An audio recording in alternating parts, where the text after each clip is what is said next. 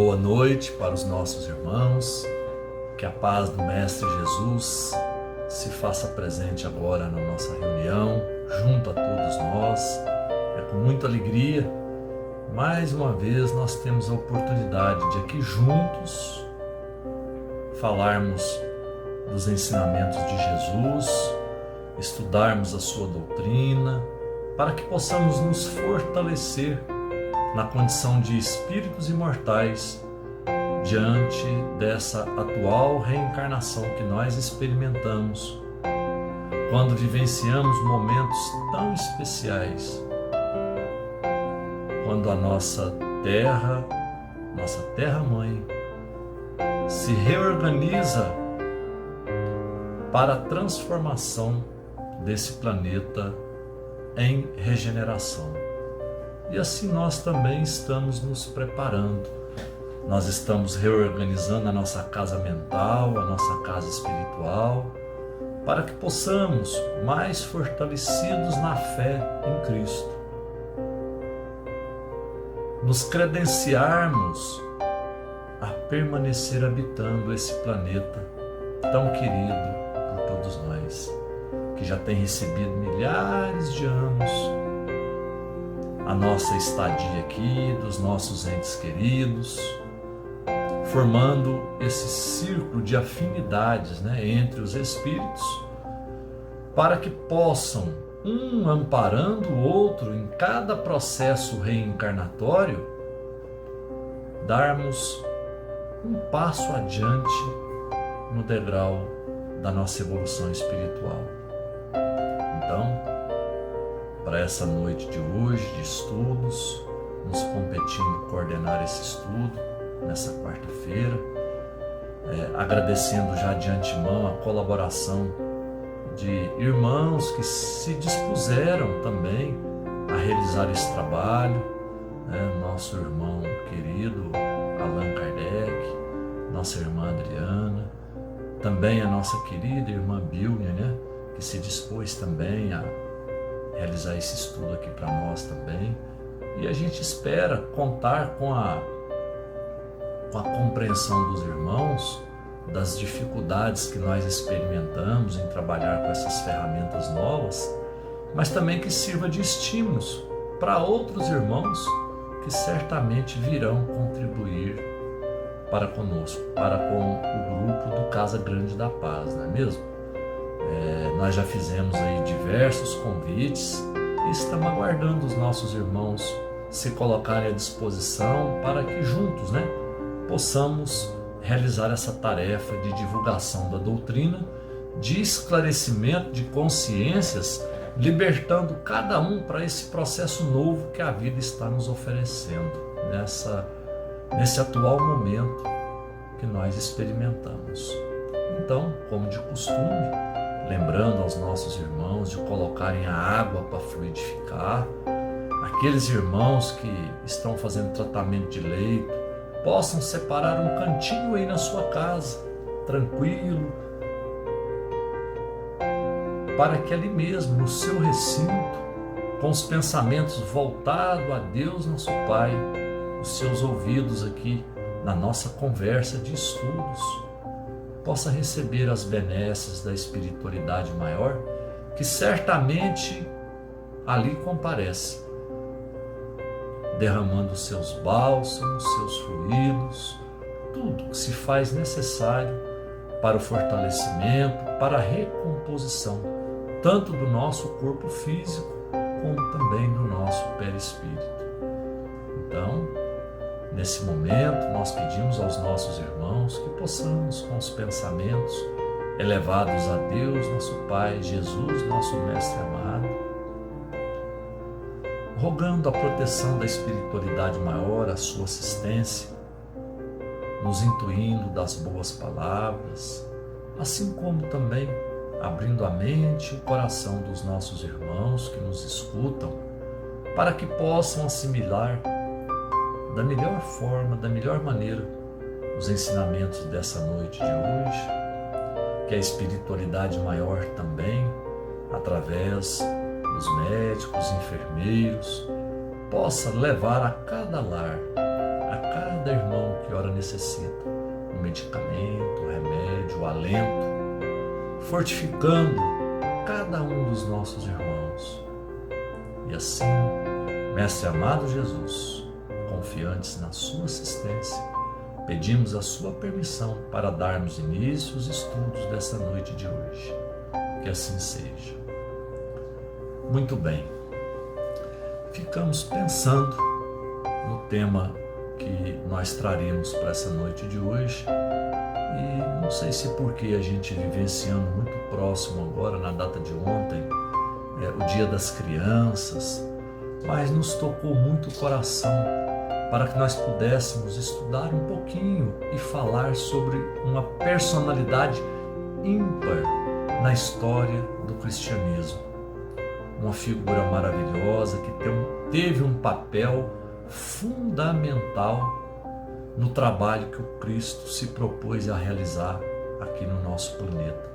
Ele, como governador espiritual do planeta, quando ele se propõe vir à Terra em carne e osso, pessoalmente, para trazer a mensagem de Deus nosso Pai, para que nós possamos então, num primeiro momento, experimentar o amor na sua plenitude. Ele então, sendo o Espírito mais perfeito que já esteve aqui na Terra entre nós, aquele que coordenou, vamos assim imaginar, a formação do nosso planeta, da nossa casa, da nossa mãe Terra, desde a primeira explosão até a confecção do ambiente propício para que a vida na Terra pudesse então ali ser trabalhada. É esse Espírito dessa magnitude, como governador do nosso planeta, vem à Terra pessoalmente trazer a sua mensagem de amor. Então, nós nos propusemos a estudar um pouquinho, para falar aqui um pouquinho dessa figura ímpar, desse Espírito elevadíssimo, que aqui na condição de mãe de Jesus, se propôs a receber esse Espírito no seu ventre, para que ele pudesse aqui então realizar a sua jornada entre nós.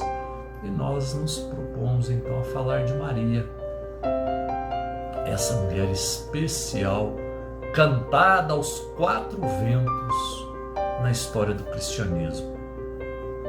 Então, nós jamais nos propomos a esgotar o assunto, mas simplesmente trazer a reflexão nesse momento, essa figura tão marcante, em especial para nós brasileiros,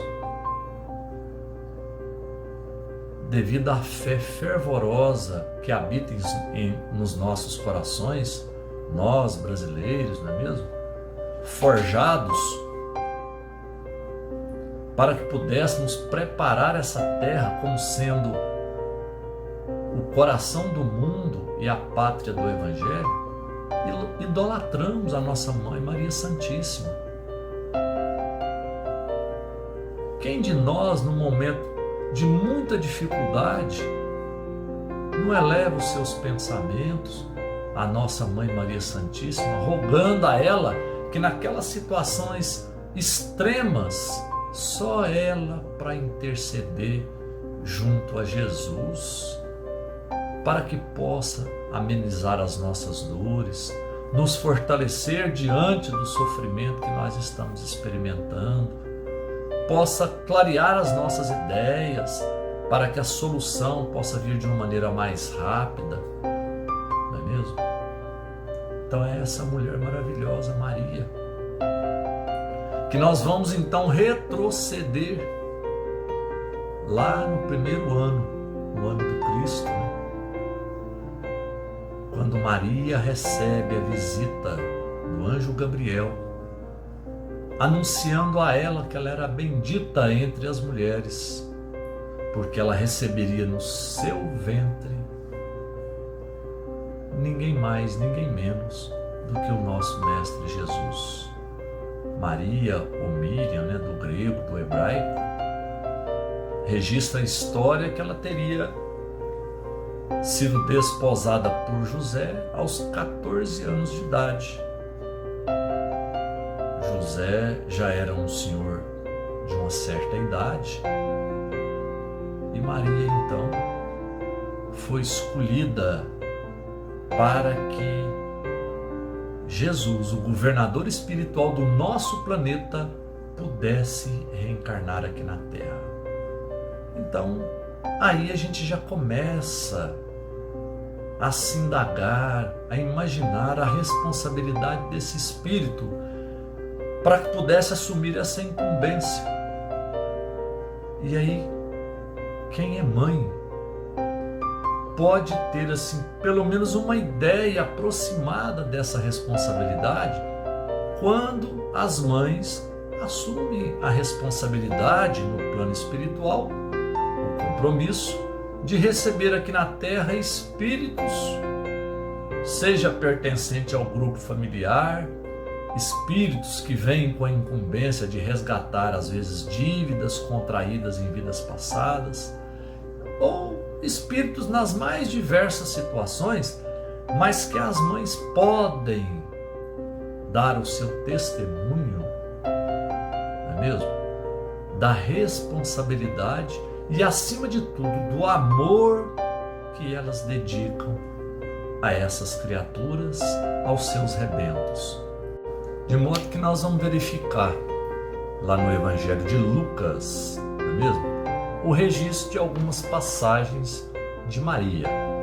Nós vamos citar, por exemplo, a visita de Maria a Isabel, a viagem de José e Maria,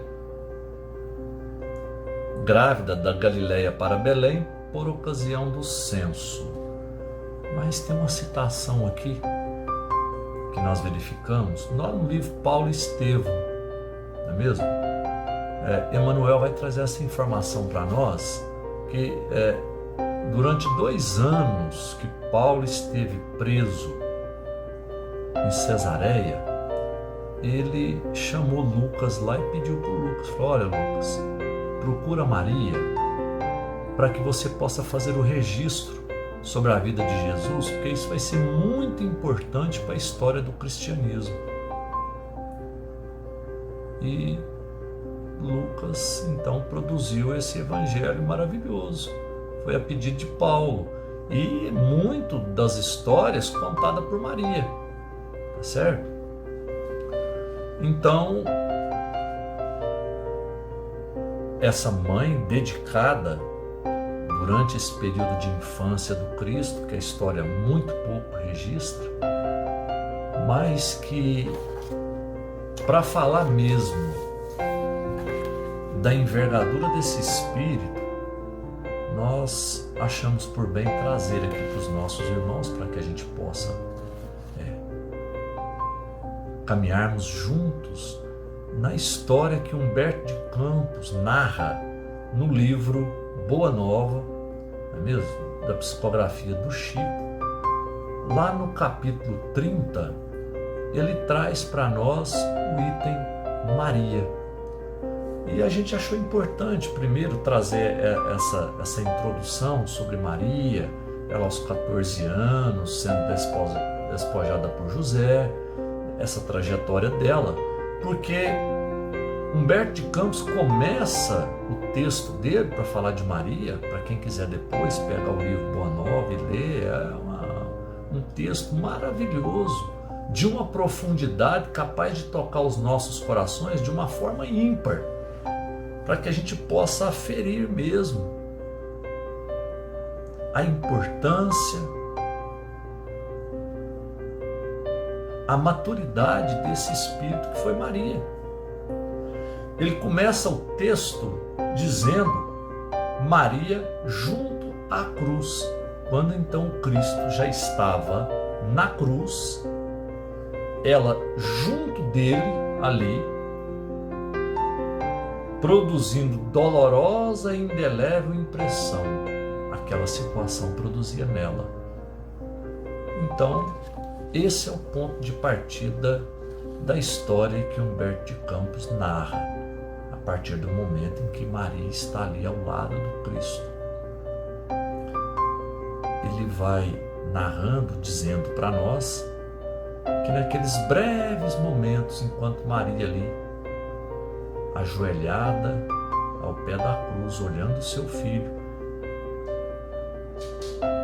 naqueles breves minutos, se não segundos, o pensamento dela vagueando, ela então começa a relembrar aqueles tempos de infância que estava vivenciando junto com seu filho amado. Ela começa a lembrar de detalhes. E ela se perguntava então, nos seus pensamentos, que fizera Jesus por merecer tão amargas penas? Mas como Maria já era um espírito muito preparado para cumprir a sua missão, ela sabia que deveria confiar nos desígnios divinos, que aquilo que estava programado para o seu filho passar e sofrer haveria de ser cumprido. Então aí, só diante dessa situação a gente pode se perguntar, imaginamos nós, ou as mães em especial, como você reagiria recebendo um filho no ventre, a responsabilidade de educá-lo, e depois experimentar ele sofrer aqueles tormentos todos na cruz, sem dever nada, e confiando na providência divina? Tinha que ser um espírito muito preparado para Maria não se desesperar, não gritar, não se revoltar contra Deus, contra ninguém.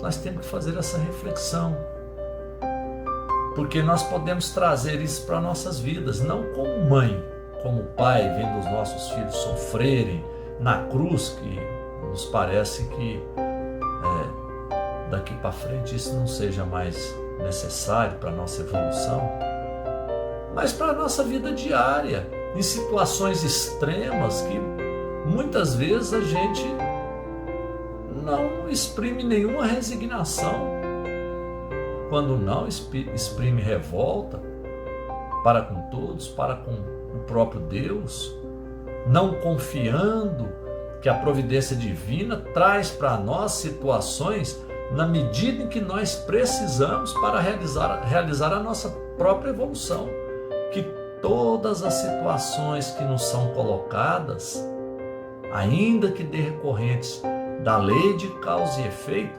elas vêm na medida exata daquilo que nós precisamos para dar aquele passo adiante, para que nós possamos realizar a nossa própria evolução. É a dor, esse instrumento fantástico que Deus utiliza para que nós possamos evoluir, utilizando o nosso livre-arbítrio, é claro, regidos pela lei de causa e efeito, mas que Deus, na sua infinita sabedoria, na sua misericórdia infinita, Ele faz com que as situações que nos apresentam venham na medida exata daquilo que nós temos possibilidade de suportar e de sairmos vitoriosos dela. Ninguém imagina que um pai amoroso vai criar situações difíceis imaginando que os seus filhos não teriam condições de vencer aquela situação. É claro que as situações são difíceis, mas sempre vislumbrando a possibilidade de sairmos vencedores, seus filhos saírem vencedores daquela situação. E é assim que Deus faz para com todos nós. Vamos prosseguir no texto aqui de Humberto de Campos, só assim en passant, para que a gente possa relembrar essa figura maravilhosa de Maria, né? Então, Humberto de Campos vai dizer que ela então, Maria, com aquela alma muito angustiada, ora o pensamento vagueava há tempos atrás, desde a concepção de Jesus até a sua infância, depois a sua pregação, não é mesmo? quantidade de pessoas que ele conversava, ajudava, orientava, quantas pessoas ele curava. E ela relembrando aquilo tudo e amargurada, se perguntando, mas ao mesmo tempo sendo muito assistida, para que pudesse ter aquela firmeza e suportar naquele momento extremo a situação necessária, já pré-programada para que o Cristo pudesse experimentar e deixasse o seu exemplo de amor para todos nós. E eis então que naquele momento ela recebe uma mão no seu ombro. E ela dá uma olhada e não era ninguém mais, ninguém menos do que João o Evangelista.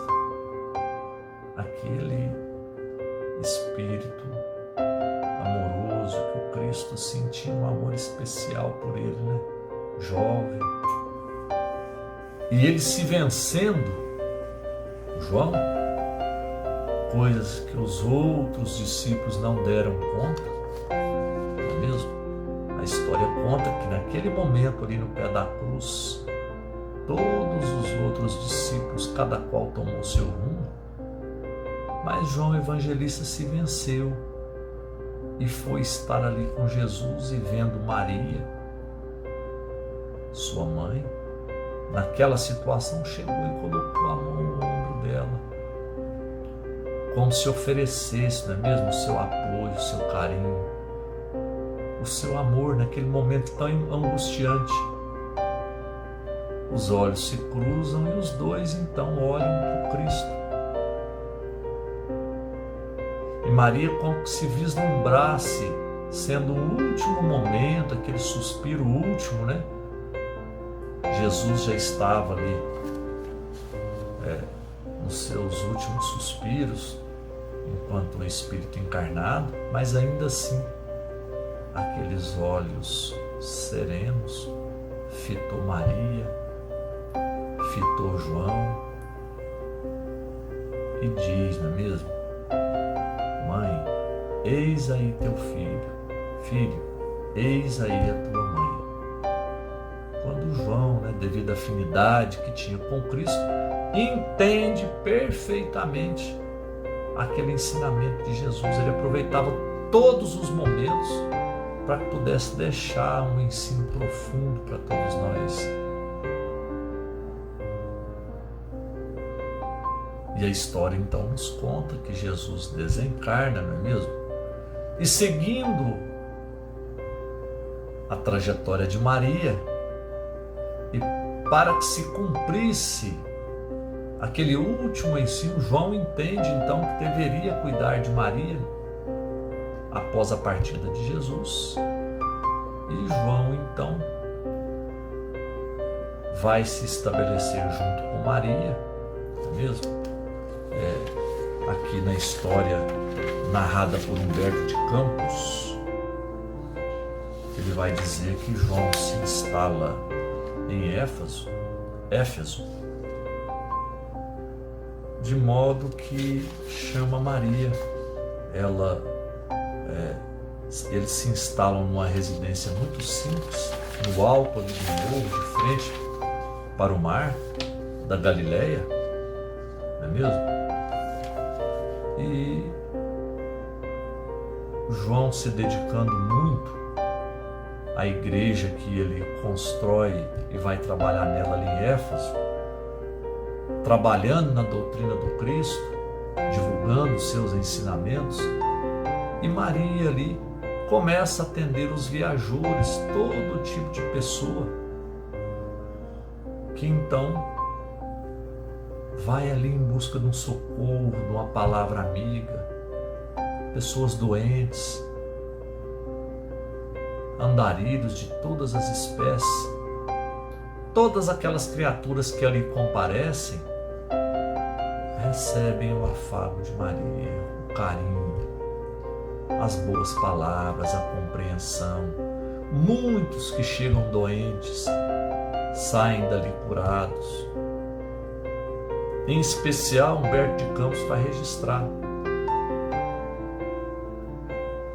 essa forma carinhosa da gente tratar Maria como a Mãe Santíssima, já foi naquela época disseminada entre todos, por conta que um daqueles viajores andarilhos que ali compareceu, muito doente, foi curado por Maria, e desce ali do morro e chega na cidade e divulga isso para todo mundo. Fala, é a Mãe Santíssima. Já a partir dali, não é mesmo? Todos nós já nos dirigimos a Maria como a Mãe Santíssima. Aquela então que acolhe todos, aquela mãezona que abraça todos, que tem sempre um recurso para poder incentivar, encorajar todos aqueles espíritos que a procuram com todo tipo de dificuldade, de natureza moral, de natureza espiritual, de natureza material. É a nossa Mãe Santíssima que está ali amparando a todos. E Maria, anos a fio, trabalha dentro desse quadro, a todos assistindo. E Humberto de Campos conta, até que um dia, já no final da tarde, chega ali mais um andarilho, um sujeito, pedindo ajuda, e Maria manda entrar. Mas ela nota algo diferente. O tom de voz daquele sujeito, a forma carinhosa que ele se dirigia a Maria, lembrava ela alguma coisa de bom. É mesmo? E aí a gente acha interessante trazer aqui o texto registrado por Humberto de Campos, quando ele vai dizer assim: foi quando o hóspede anônimo lhe estendeu as mãos generosa e lhe falou com um profundo acento de amor. Então aqui Humberto de Campos está dizendo que a forma como o mendigo conversava com ela e tudo, ela notou algo diferente, algo familiar. O coração dela já batia mais forte. Foi quando o hóspede anônimo lhe estendeu as mãos generosas e lhe falou com um profundo aceno de amor: minha mãe, venha aos meus braços. Nesse instante, fitou as mãos nobres que lhe ofereciam num gesto da mais bela ternura. E aí então Humberto de Campos vai narrar que Maria naquele momento procura as chagas nas mãos do filho, nos pés, para ver se reconhece. E ela verifica as feridas nas mãos, nos pés. Procura aquela ferida, perto, abaixo do coração, aquela última estocada que o Cristo leva, numa lança lá, do romano. E ela vai com a mão ali, procura e também verifica a ferida ali. Imagina a emoção de Maria nesse momento. Humberto de Campos conta que ela, no ímpeto, quis ajoelhar aos pés de Jesus, abraçar seus pés, e o Cristo não. O Cristo é que se ajoelha aos pés dela.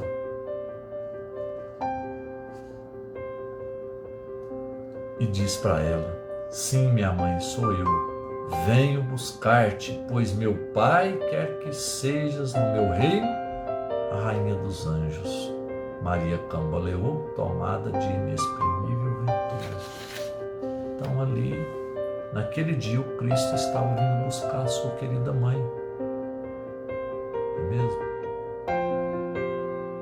E aí Humberto de Campos vai dizer que então Maria desfalece, e a história conta que ela fica ali por cerca de 3 dias.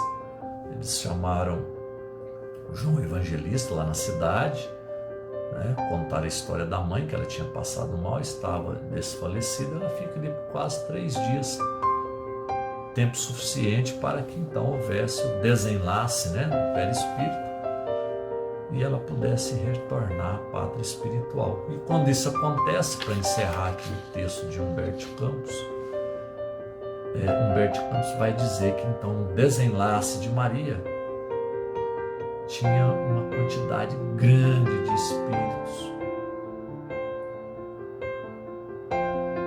espíritos de vulto muito grande, espíritos de uma envergadura moral na mesma adiantada, que estavam ali para recebê-lo.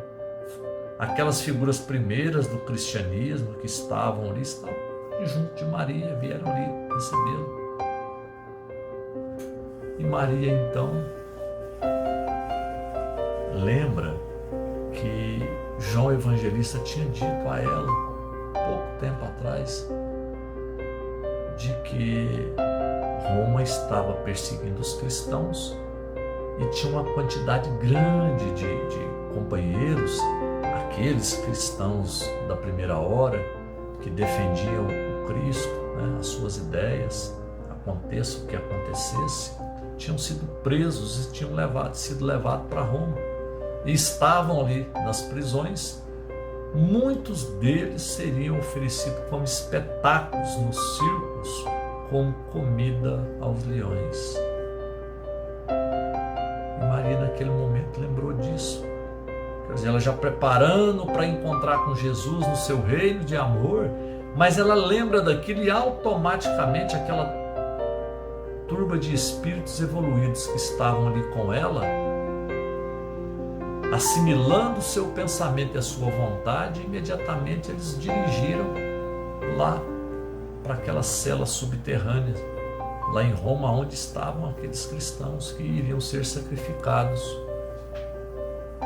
E Humberto de Campos vai dizer que ele chegando Maria, então, acompanhada daqueles espíritos, verifica o sofrimento daqueles irmãos ali naquele momento. Muitos desesperados, desesperançosos, e Maria então tenta ali animar de toda forma aqueles espíritos, aqueles irmãos. Ela chega a imaginar que poderia pedir a Jesus para que pudesse abreviar a vida daqueles irmãos, para que eles então não enfrentassem aquela dificuldade, não precisava daquilo. Mas sendo um espírito daquela envergadura, com os ensinamentos do Cristo gravados já no seu coração, ela raciocinou rápido, entendendo que a dor e o sofrimento são os instrumentos necessários para que cada um possa burilar a sua alma, o seu espírito. Já verificou que é diante da dor e do sofrimento que nós somos humanizados, que nós nos igualamos a todos, não tem dinheiro, não tem posição social, não tem nada. A partir daí nós somos todos iguais, é na dor e no sofrimento. Então Maria teve essa sacada rápida. Falou, não, aqui não é questão de cessar a dor e o sofrimento, é questão de animar a nossa turma. E ela então, no ímpeto, certamente já ali, inspirada, chegou numa irmã e intuiu a irmã que pudesse cantar. E aquela irmã então, enchendo o coração de energia, do nada começa a cantar um hino de louvor a Deus. E aquela música ali, todos que estavam ali com ela, aqueles demais prisioneiros, começam a engrossar o seu hino, o seu cântico, de modo que cada um foi recebendo aquela assistência maravilhosa e fantástica, encorajando cada um para experimentar aqueles momentos últimos, de um desencarne muito difícil. E encerrando, Humberto de Campos então vai dizer que cantar nesses momentos de dificuldade é muito importante para todos nós, e que a gente não se estranhe quando a gente chega em qualquer culto dessas igrejas cristãs, quando a música ali é inserida, certamente nós estamos sendo intuídos pela nossa querida Mãe Santíssima. Então o canto, a música é inserida nas religiões cristãs a partir de Maria, dessa situação vivenciada ali nas celas subterrâneas daqueles ginásios romanos. E a partir daí, então, a nossa Mãe Maria Santíssima retorna ao lado do seu filho e tinha sobrando, não é mesmo? Experiência e um grau evolutivo maravilhoso que a credenciasse a habitar planetas mais evoluídos do que a Terra. Mas ela não. Ela, utilizando seu livre-arbítrio, pede a Jesus que é desejo dela permanecer junto dele para que ela pudesse então ajudá-lo na regeneração do mundo. Há tantos espíritos que necessitam do amparo, da ajuda, da orientação de uma mãe como a nossa Mãe Santíssima, de modo que ela se encontra até hoje aí entre nós, nos amparando e assistindo a todos, não é mesmo?